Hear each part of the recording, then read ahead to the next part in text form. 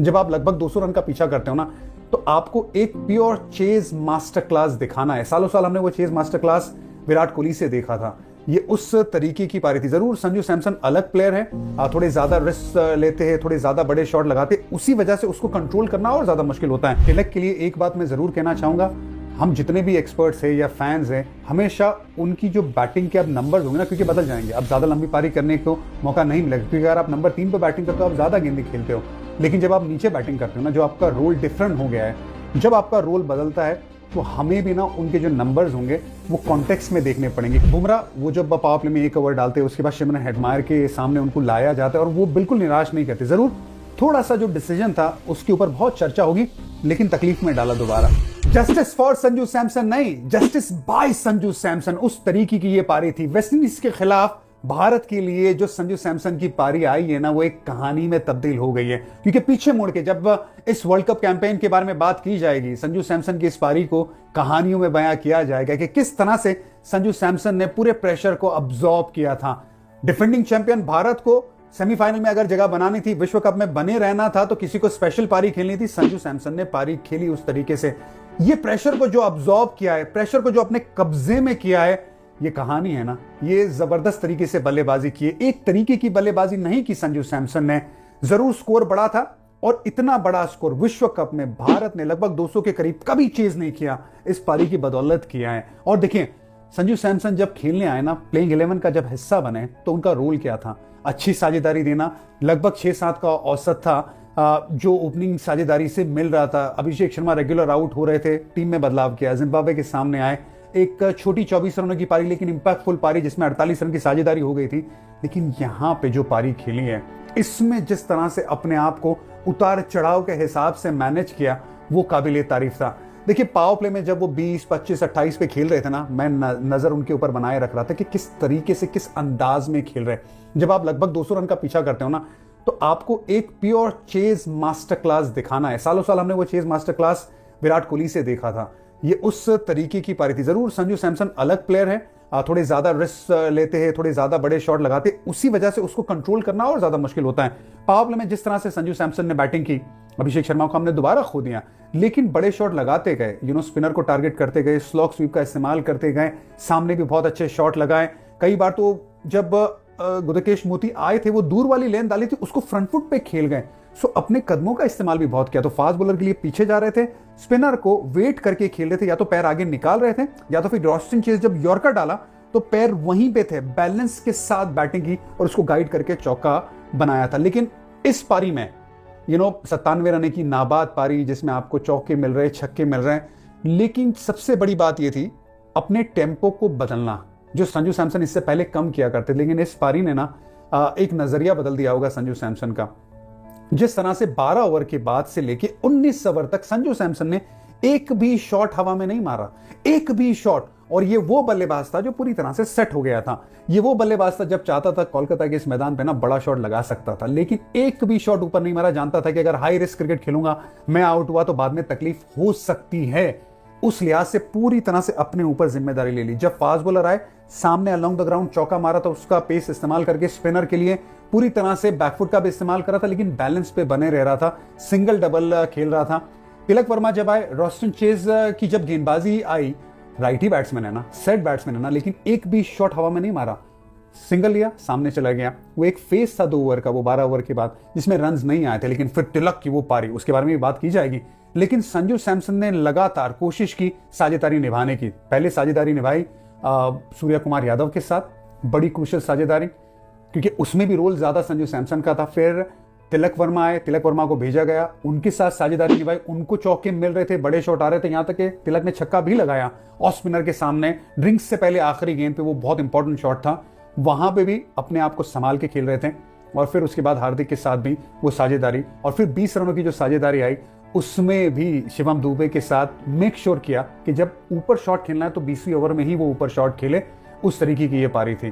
तो इसीलिए मैं कहता हूं कि जस्टिस बाय संजू सैमसन, अपने जो काबिलियत है उसको जस्टिस किया है संजू सैमसन ने इस पारी को। और वो जो सेलिब्रेशन था ना, आखिर में नीचे बैठ गए जीतने के बाद, ऊपर देखा, रब का शुक्र अदा किया, जिस तरह से ग्रेटफुल थे अपनी स्पीच में मैन ऑफ द मैच के।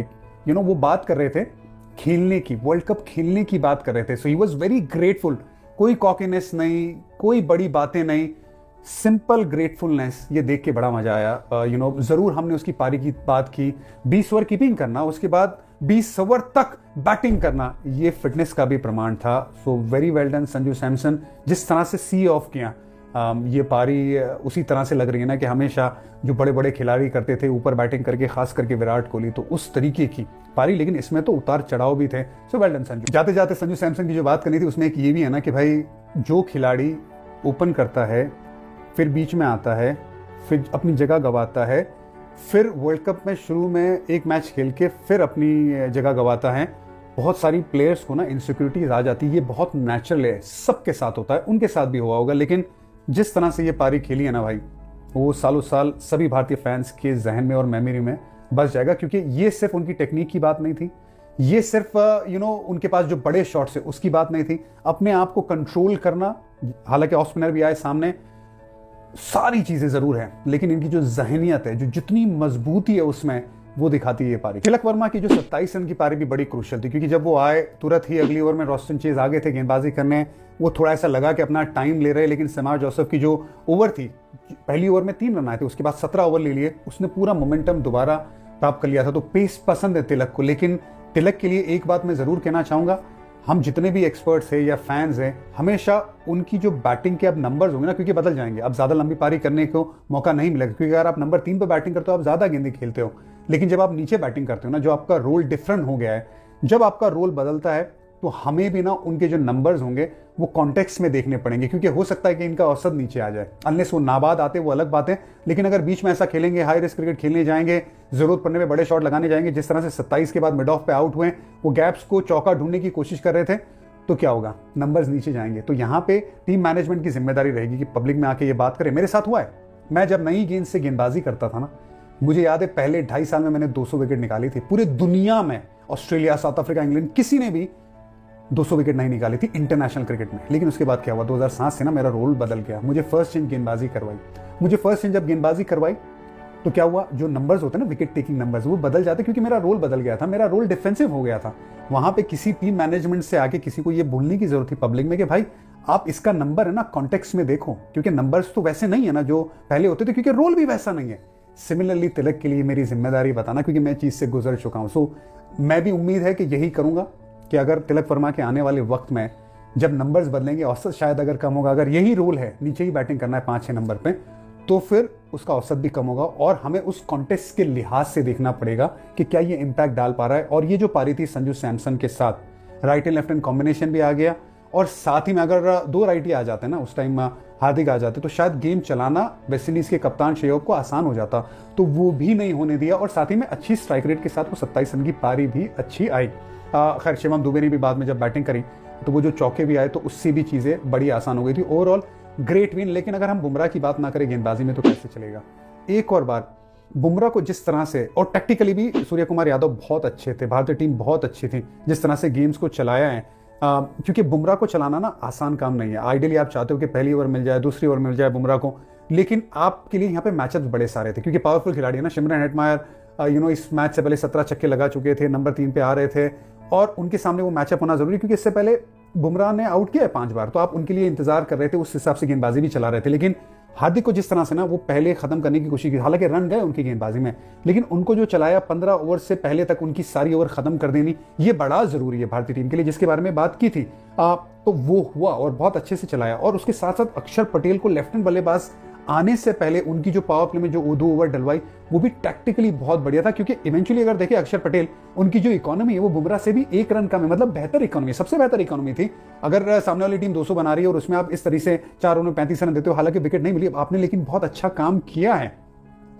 लेकिन बुमराह वो जब पावर प्ले में 1 ओवर डालते हैं, उसके बाद शिमरन हेटमायर के सामने उनको लाया जाता है और वो बिल्कुल निराश नहीं करते। जरूर थोड़ा सा जो डिसीजन था उसके ऊपर बहुत चर्चा होगी, लेकिन तकलीफ में डाला दोबारा शिमरन हेटमायर को, और वो डालता है वैसा गेंदबाज। और आखिर में जरूर वो 13-14 रन चले गए, लेकिन वो कवर कर दिया अर्शदीप ने। वो जो 19वीं ओवर थी जिसमें सिर्फ 6 रन आए थे, वो सॉलिड गेंदबाजी थी। वो दूर डाल रहे थे, कोशिश कर रहे थे बतौर लेफ्ट आर्म एंगल का इस्तेमाल करके रिडेम्पशन भी आया ना अर्शदीप की, वो जो बीच वाली ओवर थी जिसमें 24 रन चले गए थे, जिससे मोमेंटम मिल गया था वेस्ट इंडीज़ को, लेकिन 19वां ओवर ज़बरदस्त था और वहाँ पे फिर बाद में जो डिफरेंस होता है, जो परेशानी होती है और जो मार्जिन होता है उसको मिनिमाइज़ किया आखिरी ओवर में 14 रन देके, क्योंकि कई बार 20 रन चले जाते तो वो बड़ा मार्जिन हो जाता है। तो बुमराह की जो गेंदबाजी थी ओवरऑल, वो यॉर्कर को हिट करना और उसकी समझदारी कमाल है ना, अगर स्लो रन पे छक्का आ गया तो फिर दोबारा जाता नहीं स्लो रन पे, फिर यॉर्कर पे ही फोकस करता है, बहुत जल्दी पिकअप करता है, 2 गलतियों के बीच में बड़ा गैप रखता है और जसप्रीत बुमराह बहुत स्पेशल है।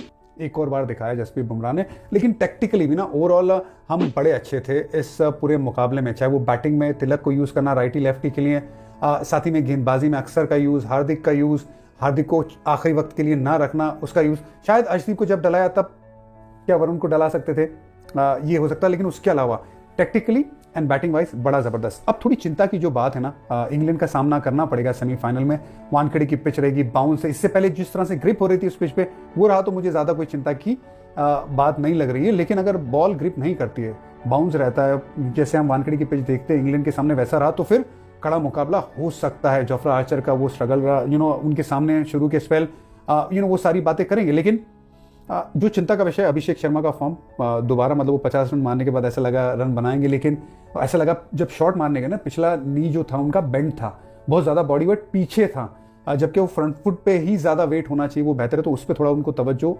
देनी पड़ेगी। सूर्या को बड़ी टीम के सामने रन बनाना है, ये उनको ध्यान रखना पड़ेगा।